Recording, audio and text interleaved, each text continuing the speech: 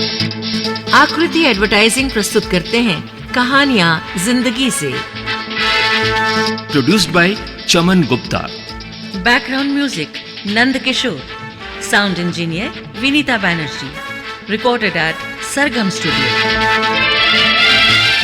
दोस्तों नमस्कार, मैं नीरज शर्मा और मैं सुचित्रा गुप्ता। दोस्तों प्रस्तुत है कहानी संतोष और संतुलन। लेखिका हैं रंजना शर्मा। दोस्तों जिंदगी अपनी रफ्तार से चलती रहती है तो हम भी इसे अपने ढंग से जीते रहते हैं। कुछ करते हैं, कुछ झेलते हैं, पर छोटी छोटी बातों के महत्व पर बहुत ज्यादा ध्यान नहीं देते। लेकिन हमारा कोई बुजुर्ग अनुभवी व्यक्ति या कोई ज्ञानी इंसान हमें समझाते हैं, बताते हैं, तब पता चलता है हमें कि अपने पास जो है बहुतों के पास नहीं है और हमें उसी में खुश रहना है, तो मन में कुछ संतोष होता है। पर जब हम छोटी छोटी खुशियों को समेटते हुए, दुख सुख बांटते हुए सफर जारी रखते हैं तो धीरे धीरे संतुलन बन जाता है। आज की कहानी में कुछ ऐसा ही होता है।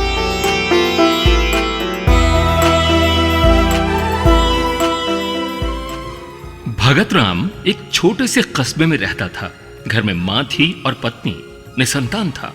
पढ़े लिखे लोग उसे डॉक्टर से मिलकर राय लेने को कहते तो कुछ बुजुर्गों ने कस्बे के बड़े मंदिर के श्रेष्ठतम पुजारी दीनानाथ जी से मिलने को कहा। भगत राम को दूसरी सलाह ठीक लगी तो वो उस मंदिर में जा पहुंचा। करुणावतारम संसार सारम भुजगेन्द्रहारम सदा। मंदिर में आरती का वक्त था। दीनानाथ जी आरती करवा रहे थे। भगत ने भी आरती में हिस्सा लिया। उसे बड़ा आनंद आया। सोचने लगा, मैं पहले किसी आरती में शामिल क्यों नहीं हुआ।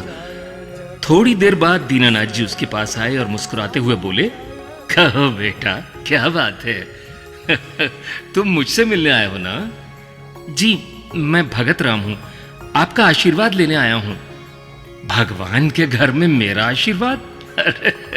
आशीर्वाद तुम भगवान का लो। जी वो तो लूंगा ही, पर मुझे आपसे कुछ राय लेनी है। राय? बताओ। जी मेरी शादी को 5 साल हो गए, पर अभी तक पिता नहीं बना हूं। अच्छा बेटा भगत, वैसे तो पिता बनने का सुख बड़ा ही अलौकिक होता है, पर जीवन में हर किसी को हर सुख नहीं मिलता। जो है उसी में खुश रहना चाहिए। पुजारी जी कोई जड़ी बूटी? अरे नहीं, मैं वैद्य नहीं हूं, इस मंदिर का पुजारी और भगवान का भक्त हूं। हाँ, मैं तुम्हारे लिए मन से प्रार्थना जरूर कर सकता हूं। भगत चुपचाप रहा। भगत, 5 साल से तुमने जो धैर्य रखा है, और जब मैं प्रार्थना भी करूंगा तो जरूर कोई ना कोई परिणाम निकलेगा, मेरा मन कहता है। पर हाँ, अगर तुम्हारे मन का परिणाम नहीं आता है तो दुखी मत होना। यही ऊपर वाले की इच्छा है, समझकर संतोष करना और खुश रहना। जी मैं चलता हूं। शायद धैर्य और प्रार्थना ने रंग दिखाया। भगत एक दिन दौड़ा हुआ मंदिर आया और पुजारी जी को प्रणाम करके कहा, पुजारी जी, मैं पिता बनने वाला हूं, मैं आपका कैसे धन्यवाद करूं? भगत, भगवान का धन्यवाद करो। दीनानाथ जी अन्य काम में लग गए। करीब 9-10 महीने बाद भगत मंदिर आया। अरे भगत, क्या हुआ, बहुत दिनों के बाद आए हो? जी बहुत दिनों बाद नहीं पुजारी जी, महीनों बाद आया हूं। साथ में मिठाई भी लाया हूं, ये लीजिए। अच्छा, तो पिता बन गए तुम। मैंने सोचा था तुम बीच बीच में आते रहोगे। चलो कोई बात नहीं, तुम मिठाई भगवान के चरणों को छुआ कर ले आओ, प्रसाद के रूप में सब में बांट देना। आप भी लेंगे ना, आखिर मेरा बेटा हुआ है। हाँ, क्यों नहीं। भगत ने वैसा ही किया। उसके कुछ समय बाद भगत दीनानाथ जी से मिलने आया। पुजारी जी, अपने बेटे का नामकरण करना है, जरा सुझाइए तो कोई नाम। अरे घर में तुम्हारी माँ है, पत्नी है, उनसे पूछना था ना। जी वो क्या बताएंगी, आप बताइए पुजारी जी। देखो भगत, घर में औरतों का प्यार और आशीर्वाद बड़ा महत्वपूर्ण होता है, वो भी बच्चे के मामले में। तुम उनसे ही नामकरण करवाओ। भगत मायूस होकर घर लौटा, पर उसने ना अपनी मां से ना पत्नी से कुछ पूछा। अपनी तरफ से नाम रख दिया कृपा राम। कृपा बड़ा होने लगा, अपने पिता की आंख का तारा था। इस बीच कृपा की दादी चल बसी। मां के जाने का भगत राम को ज्यादा अफसोस नहीं हुआ, उनकी उम्र हो गई थी। एक दिन तो सबको जाना ही है, यह सोचकर शांति रहा। भगत राम तो हर वक्त यही सोचता रहता कि कृपा का भविष्य कैसे संवारा जाए। वो खर्च कम करता, पैसा जमा कर कुछ और जमीन लेना चाहता था। वो बहुत ज्यादा काम करने लगा था। एक दिन रास्ते में दीनानाथ जी मिल गए। भगत ने उन्हें प्रणाम किया तो पुजारी जी बोले, अरे कहो भगत, कैसे हो? जी ठीक हूं पुजारी जी। वो कृपा बड़ा हो रहा है, मुझे बड़ी खुशी होती है। वो तो स्वाभाविक है जी, उसके अच्छे भविष्य के लिए खूब मेहनत करता हूं। अच्छी बात है, पर अपनी सेहत का भी ध्यान रखना। अरे हाँ, तुम्हारी माताजी गुजर गई, मुझे पता चला। हाँ पुजारी जी, देर सवेर सबको जाना ही है। ठीक कहते हो, वो सब पर लागू होता है। इसलिए भविष्य से ज्यादा वर्तमान को जीने का प्रयास करो। पर भगत राम को कृपा के सिवाय कुछ सूझता ही नहीं था। जब भी कुछ नया काम करता तो पुजारी जी को बताने जरूर जाता।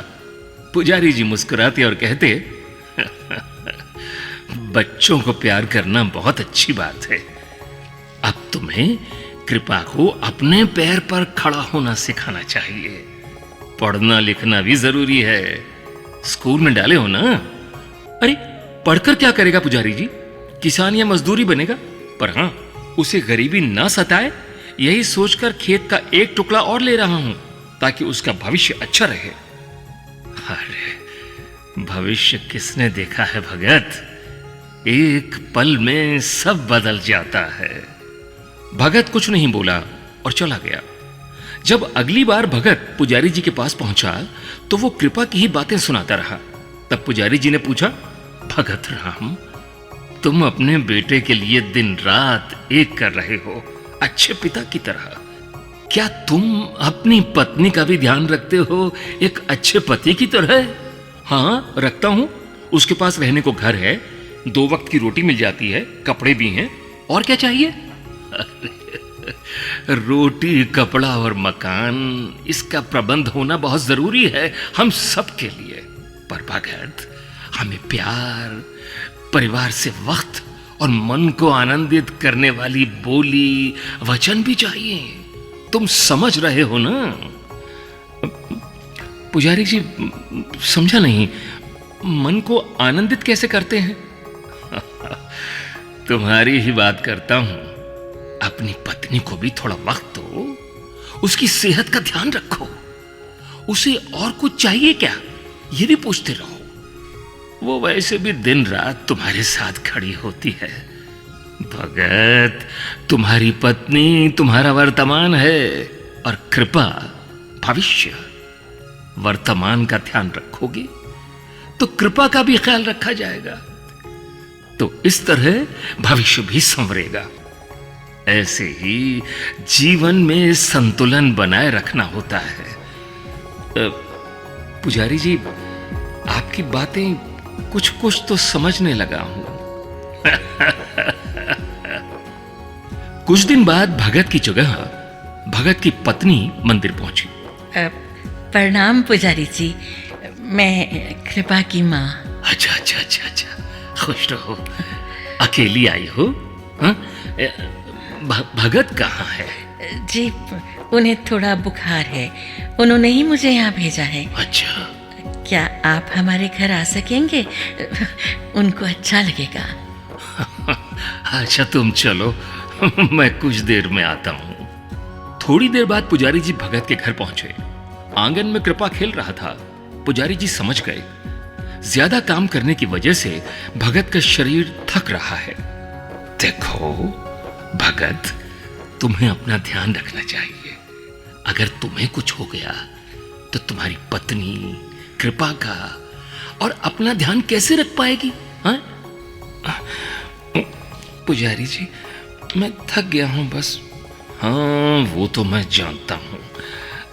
थोड़ा संतोष से काम लो। देखो, मैं बार बार तुम्हें यही समझाता आया हूं, जीवन में संतोष और संतुलन का होना बहुत जरूरी है।